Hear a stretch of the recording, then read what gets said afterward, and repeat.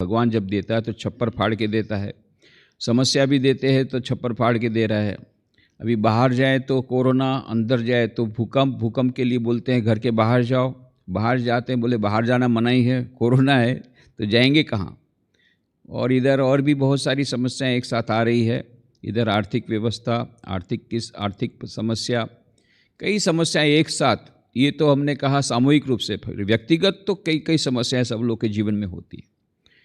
तो कुछ लोगों के लिए ज़रा ज़्यादा ही समस्या हो जाती है, तो इस समय उसको मैनेज करना बहुत मुश्किल होता है, खास करके जब बहुत बड़ा संकट आता है, क्राइसिस आती है जीवन में, तब बहुत मुश्किल हो जाती है। उस समय हमें क्या करना चाहिए उसकी चर्चा हम कुछ दिनों से कर रहे हैं कि उस समय आत्महत्या उसका विकल्प नहीं है। 3 दिनों से हमने यही कहा कि उसके लिए हमें नेगेटिविटी जो है उसको दूर करने का एकमात्र उपाय है पॉजिटिविटी, और ये पॉजिटिविटी लाने के लिए पॉजिटिव थिंकिंग के लिए पॉजिटिव रीडिंग। तो कल हमने कहा कि कैसे श्री रामकृष्ण वचनामृत पुस्तक के पठन से, स्वामी विवेकानंद के जीवन, स्वामी विवेकानंद के पुस्तकों से कितने लोग आत्महत्या में से बच गए, ये सब बातें हमने की थी। तो यह जो पॉजिटिव रीडिंग, पॉजिटिव थिंकिंग, ये एक बहुत बड़ा उपाय है क्राइसिस मैनेजमेंट का। उसी प्रकार से एक दूसरा उपाय है प्रार्थना। प्रार्थना करनी चाहिए बहुत व्याकुलतापूर्वक, तभी वो उसका हमें फल मिलता है।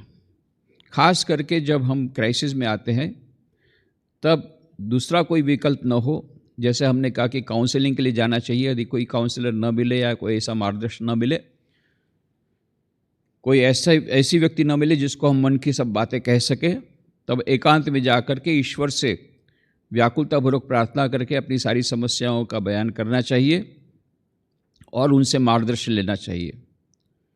और जितनी हमारी प्रार्थना व्याकुल होगी उतना जल्दी हमें उत्तर मिलेगा। जब तक उत्तर नहीं मिलता है तब तक धैर्य रखना पड़ेगा। धैर्य बहुत बड़ी आवश्यकता है आध्यात्मिक जीवन में, विशेष करके जब प्रार्थना की बात आती है तो pray and wait, that is the solution. केवल प्रार्थना करने से नहीं होगा, वेट करना पड़ेगा रिप्लाई के लिए। उसके बीच में व्याकुलतापूर्वक प्रार्थना जारी रखना पड़ेगा। स्वामी तुरायानंद जी महाराज, जो कि श्री रामकृष्ण देव के अंतरंग शिष्य थे, ये बहुत अच्छी बात बोलते थे, प्रार्थना करो, प्रार्थना करो, प्रार्थना करो। जब इस प्रकार से उनको कहा जाता था, कोई व्यक्ति कहता था बहुत समस्याएं हैं जीवन में, तो कहते प्रार्थना करो। और प्रार्थना, यदि मन में अशांति है तो मन की अशांति दूर करने का एक ही उपाय है कि भगवान को अशांत कर डालो। ऐसी प्रार्थना करो बारंबार बारंबार बारंबार, और मन भगवान को अशांत कर डालो ताकि वो तुमको शांति देने के लिए बाध्य हो जाए। Rob him of his peace as it were by your continued prayers. इतनी लगातार प्रार्थना करो, इतनी व्याकुलतापूर्वक लगातार प्रार्थना करो कि फिर वो भी एकदम उकसा जाए। जैसे माँ के पास बच्चा बोलता है मुझे दे दो पैसा, दे दो पैसा, दो पतंग के लिए पैसा दे दो, पैसा दे दो। माँ बोलती नहीं नहीं नहीं नहीं, वो छोड़ता नहीं, उसका पल्ला पकड़ कर जहाँ जाती है वो किचन में जाता है, उसको पकड़ता है, छोड़ता ही नहीं। तब जा कर के माँ फिर परेशान होकर के रुपया दे देती, जा मेरे को छोड़, मेरी जान को छोड़। उसके अपनी मन की शांति के लिए वो रुपया फेंक देती है। उसी प्रकार से बोले भगवान के पास पीछे पड़ो, उनके पीछे पड़ जाओ, ऐसी प्रार्थना करो, बार बार प्रार्थना करो, उनको परेशान कर डालो, तो उनकी शांति छिन जाएगी। जब भगवान की खुद की शांति चली जाएगी तब देखेंगे भाई खुद की शांति के लिए भी अब इसको जो देना है दे करके रवाना करो, नहीं तो ये तो छोड़ नहीं रहा है। तो rob him of his peace as it were by your continued prayers. ये प्रार्थना यदि हमारी व्याकुल होगी, लगातार होगी और श्रद्धापूर्वक होगी तो अवश्य उसका फल मिलेगा। हो सकता है कुछ देर हो, पर हमें धैर्यपूर्वक उसकी प्रार्थना करके हमें धैर्य रखना पड़ेगा। धैर्य को खोना नहीं है। धैर्य यदि हमने खो दिया, श्रद्धा खो दी, तो सब कुछ चला जाएगा। इसलिए क्राइसिस के समय में श्रद्धा बनाए रखना है और हमारा धैर्य बनाए रखना है, प्रार्थना करते रहना है। अवश्य हमें हो सकता है समस्या का समाधान न हो, कई समस्याएं हैं, कोई एक्सटर्नल है, इंटरनल है, परंतु इन समस्याओं से जूझने की, उनके साथ लड़ने की, उनके साथ उनका सामना करने की शक्ति प्रभु अवश्य देते हैं। चाहे समस्या का समाधान हो ना हो, मन की शांति अवश्य देते हैं, मन को अवश्य बलवान बना देते हैं ताकि इन समस्याओं से हम अच्छी तरह निपट सके। ये हमने देखा है, कई लोगों के जीवन में देखा है।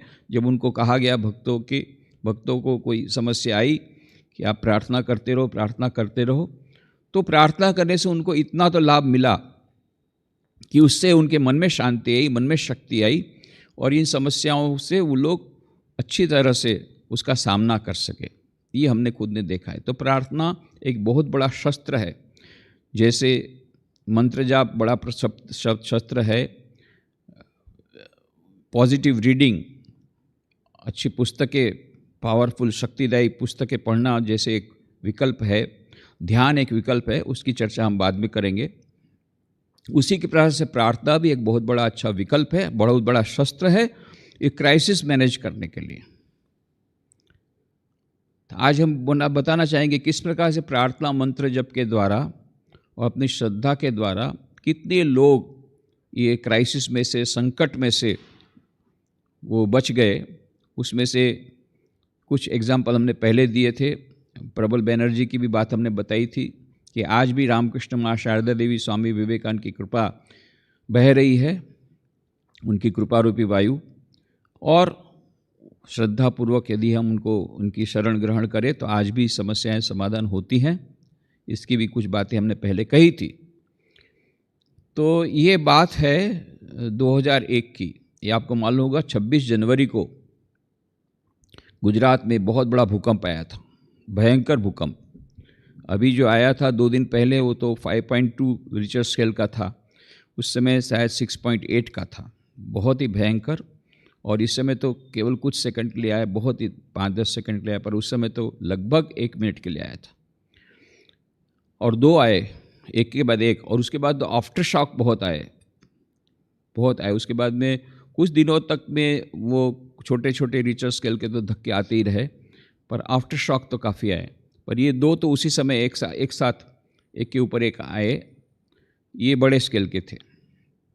ये 26 जनवरी की बात है, 9:15 बजे, और ऐसा हज़ारों लोग मर गए। अभी एग्जैक्ट फिगर तो गवर्नमेंट का अलग है, प्राइवेट का अलग है, जो भी होगा कम से कम 20-25 हज़ार लोग तो मर गए और कितने लोग इंजर्ड हो गए। उसके बावजूद कच्छ में अभी आप देखिए तो आपको पता नहीं लगेगा कि यहाँ पर 20 साल पहले ऐसा इतनी बड़ी आपदा आई थी। इतना कच्छ बढ़ गया है, इतना डेवलप हो गया है। It has become a blessing in disguise, क्योंकि सारे विश्व से लोगों ने रिलीफ वर्क के लिए पैसे दिए, नई कॉलोनी बनाने के लिए पैसे दिए। हम लोगों ने भी करीब उस समय 20 करोड़ रुपए का रिलीफ वर्क किया, वो अर्थक्वेक रिलीफ किया हमने रामकृष्ण मिशन के द्वारा भी। तो अभी तो कच्छ बिल्कुल नया हो गया। तो उस समय की बात है।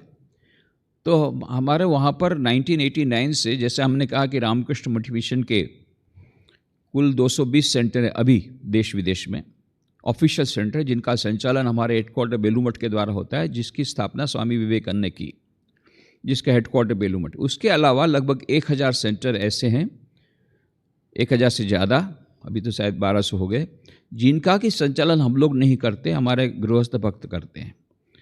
उसको हम लोग रामकृष्ण विवेकानंद भाव प्रचार परिषद के माध्यम से, जो कि एडवाइजरी बोर्ड है, उसके द्वारा हमको इनडायरेक्टली एफिलिएशन देते हैं और इनडायरेक्टली उन पर कंट्रोल करते हैं और इनडायरेक्टली उनको हेल्प करते हैं। पर वो डायरेक्ट एडमिनिस्ट्रेशन उनके हाथ में नहीं, पर रामकृष्ण विवेकानंद भाव प्रचार परिषद का हेडक्वार्टर भी बेलूमठ ही है।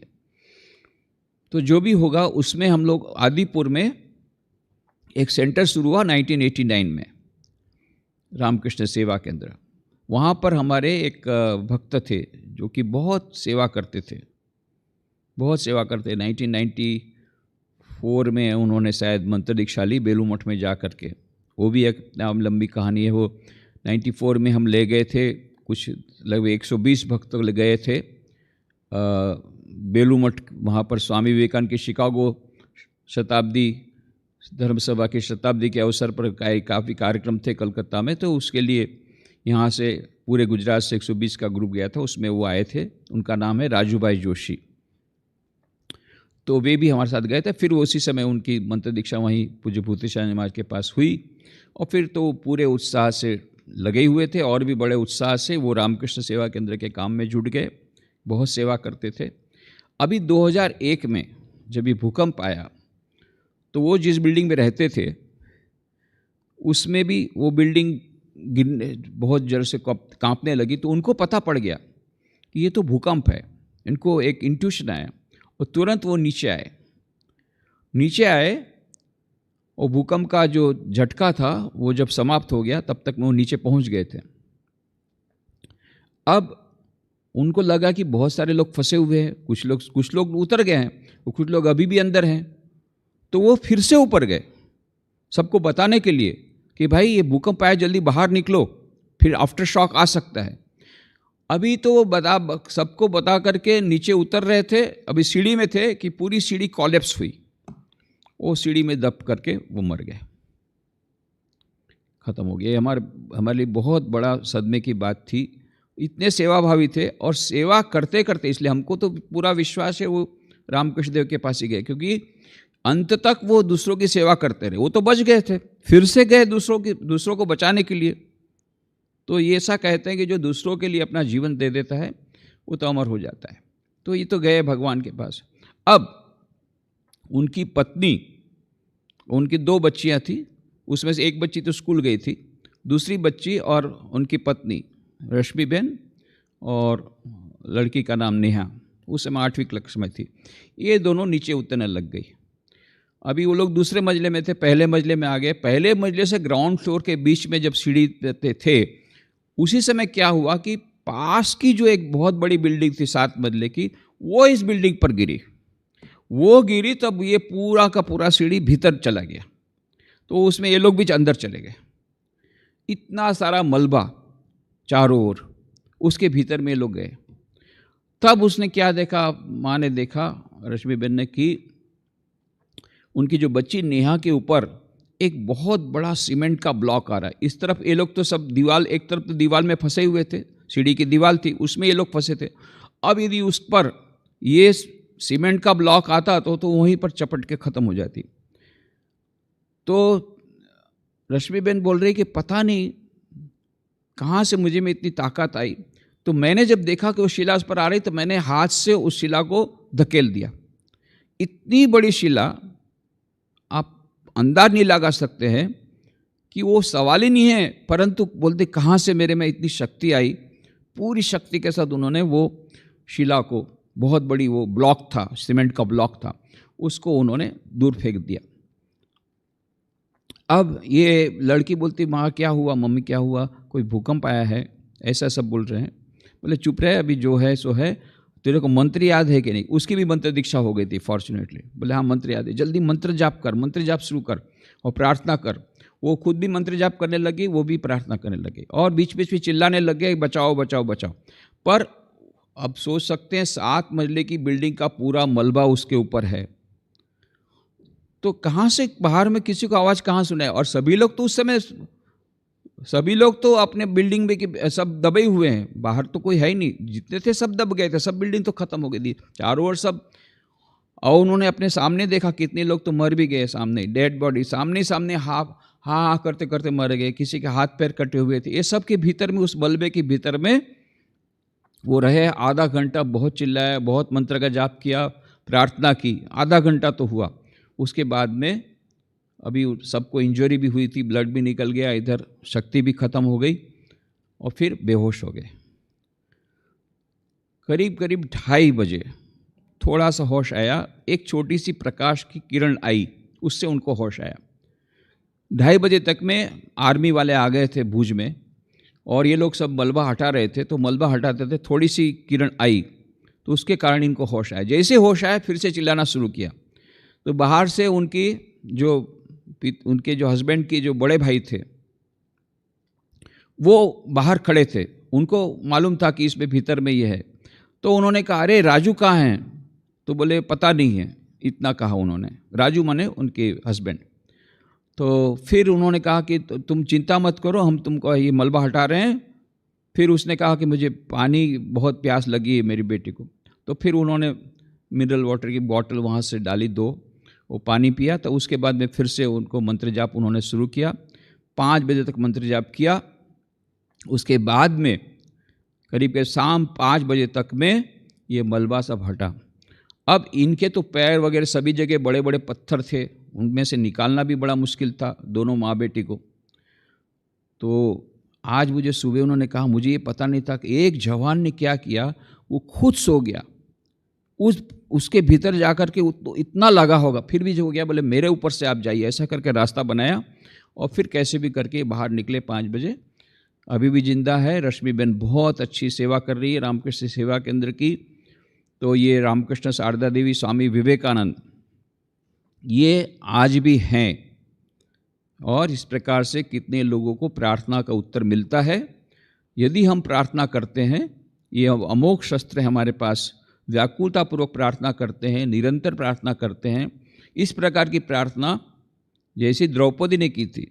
द्रौपदी ने सबको कहा, किसी ने जब कोई भी प्रकार से सब लोगों को अनुरोध किया, भीष्म पितामह को अनुरोध किया, फिर भी कुछ नहीं हुआ, तब अंत में जाकर के बस हवे तो केशव यदि हमको बचाए तभी बचा सकते। तब उसने जो अंतर से पुकारा व्याकुलतापूर्वक कि हे भगवान लाज मेरी बचाओ, लाज बचाओ, और तब फिर गिरधारी आते हैं और इस द्रौपदी की रक्षा करते हैं। तो ऐसे कई भक्तों की रक्षा हुई है, आज भी हो रही है। पर ये प्रार्थना हमें व्याकुलतापूर्वक करनी होगी, व्याकुलतापूर्वक प्रार्थना निरंतर करनी होगी, इतनी करनी होगी कि ईश्वर को भी मानो। ये स्वामी तुरानी जी महाराज ने अपनी स्टाइल में कहा, मानो उनको अशांत कर दो। भगवान तो कोई अशांत होते नहीं है, भगवान तो भक्तों को प्यार करते, पर मानो इस प्रकार से कहा कि निरंतर प्रार्थना करने से क्या होगा कि वो ईश्वर बाध्य हो जाएंगे प्रार्थना सुनने के लिए और हमारे मन में शांति देंगे। तो इस प्रकार से हम प्रार्थना के अमोघ शस्त्र के द्वारा, मंत्र जप के अमोघ शस्त्र के द्वारा हम अवश्य हमारे जीवन में जो भी संकट है उसका हम लोग सामना कर सकते हैं।